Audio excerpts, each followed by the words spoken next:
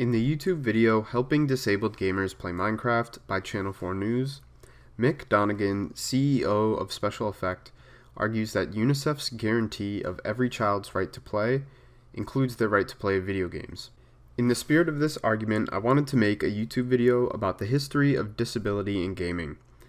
This video will examine the ongoing struggle of gamers and developers to make gaming accessible to everyone. So in this video, we'll be taking a look at the different accessibility guidelines that have evolved over time. Many companies now use different guidelines when designing games or run their games through accessibility checks before launch. But 20 to 30 years ago, accessibility was often an afterthought, and not many developers were designing with disability in mind at all. When the gaming industry was still in its infancy, accessibility options or guidelines were literally non-existent. There were no rules for developers saying that their games had to be inclusive for people with differing levels of ability. In fact, the first AAA game to actually have a dedicated accessibility menu was Destiny, which came out in 2014. In the early days of accessibility in gaming, before the word accessibility was even commonly used, most accessible features were either incidental or very basic. It's not until very recently that complex software and hardware solutions to accessibility issues have come out. The first eye tracking software, the first AAA game to be fully accessible to the blind, the quad stick, which gave millions access to play games they never could have played before. These are all very recent inventions from the 2010s. When talking about history, general practice is to not talk conclusively about anything too recent.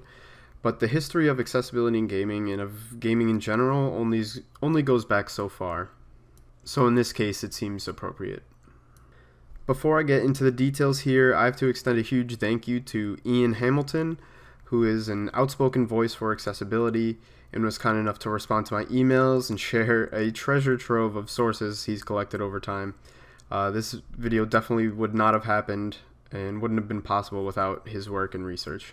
So please, I encourage anyone who is even mildly interested in accessibility or gaming to go follow Ian Hamilton on Twitter at @IanHamilton_.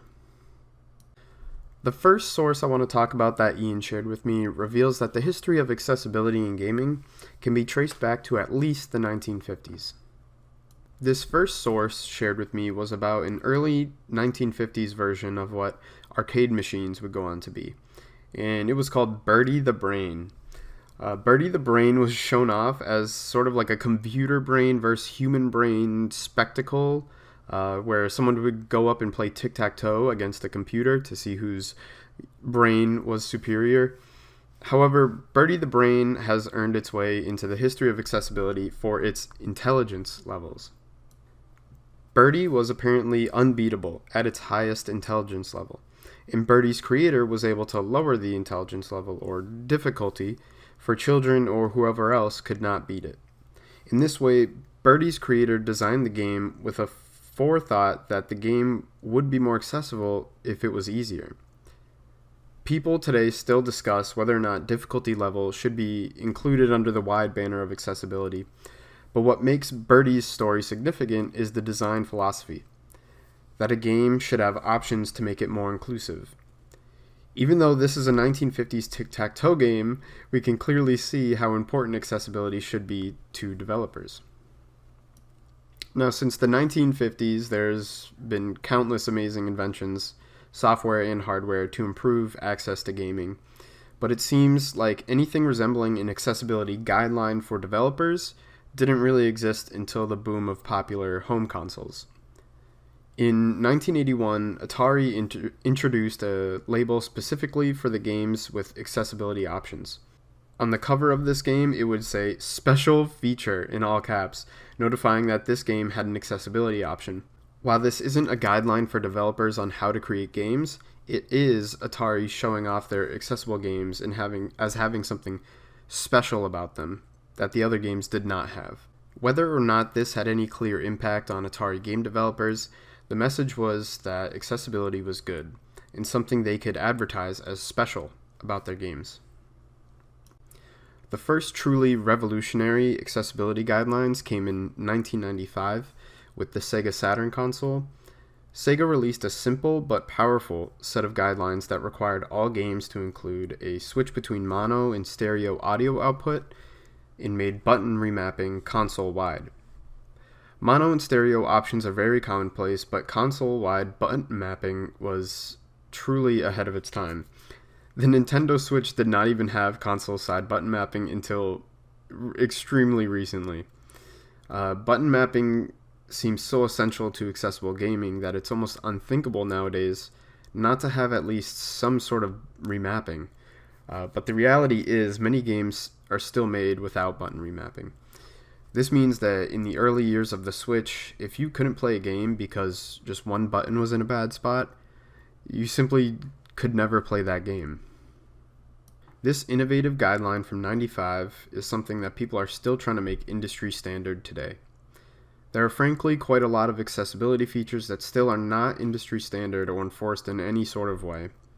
While researching this topic, I've seen a pattern growing that innovations in accessibility features and standards really start at the bottom. It's just average people communicating on forums or building accessible setups in their houses that has actually changed the landscape of gaming. Websites like ablegamers.org and oneswitch.org.uk have provided resources that otherwise just would not have been available to gamers with disabilities.